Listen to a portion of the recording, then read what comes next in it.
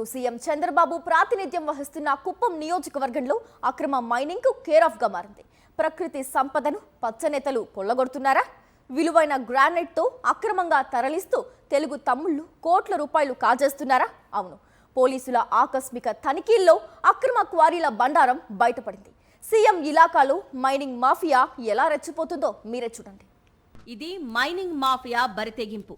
అధికారం మాదే, మమ్మల్ని అడిగేవాడెవడు అన్నట్లుగా ప్రకృతి సంపదను దోచేస్తున్నారు. కోట్ల రూపాయలు కొల్లగొడుతున్నారు. మైనింగ్ మాఫియా ఇంతలా రెచ్చిపోతోంది ఎక్కడో మారుమూల పల్లెల్లో కాదు, ప్రపంచానికే విజనరీ పాఠాలు చెప్పే సీఎం చంద్రబాబు నాయుడు ప్రాతినిధ్యం వహిస్తున్న కుప్పం నియోజకవర్గంలో. తెలుగు తమ్ముళ్లు నిత్యం చేస్తున్న నిలువు దోపిడీ తెలిసినా అడ్డుకట్ట వేయడంలో అధికారులు వెనకడుగు వేస్తున్నారు. కూటమి ప్రభుత్వం అధికారంలోకి వచ్చినప్పటి నుంచి కుప్పం నియోజకవర్గంలో ఇష్టారాజ్యంగా దోపిడీకి తెగబడుతోంది పచ్చ మాఫియా. ప్రధానంగా గ్రానైట్ అక్రమ వ్యాపారంలో రాటుదేలిపోయారు. అనుమతులుండవు, ఒకవేళ ఉన్నా అనుమతులకు మించి అడ్డంగా దోచుకుంటున్నది కొందరైతే, అక్రమ క్వారీలతో ప్రభుత్వ ఖజానాకే ఎసురు పెడుతున్నారు ఇంకొందరు. కోట్ల రూపాయలు జేబుల్లో వేసుకుంటున్నారు.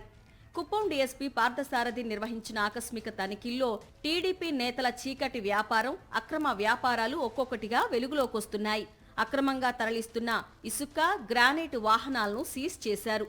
పట్టుబడిన వాహనాలు టీడీపీ కార్యకర్త శివకు చెందినవి కావడంతో పోలీసులకు పై స్థాయి నుంచి ఒత్తిళ్లు ఎక్కువైనట్లు తెలుస్తోంది. మళ్ళీ కొత్త వాళ్ళు ఈ ఫీల్డ్లోకి వస్తున్నారు. ఈ మట్టి నుంచి ఇసుకను తయారు చేసేసి బయట ప్రదేశాలకు పంపిస్తున్నారు. దానిలో కూడా ఇప్పుడు ఇది పట్టుకున్నప్పుడు ఈ 2 ట్రాక్టర్లను కూడా పట్టుకోవడం జరిగింది.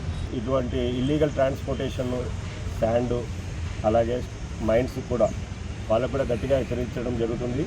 ఈ జీరో టాలరెన్స్, ఎటువంటి పరిస్థితులలో మేము ఇల్లీగల్ ట్రాన్స్పోర్ట్ అనేది మాత్రం అనుమతించము.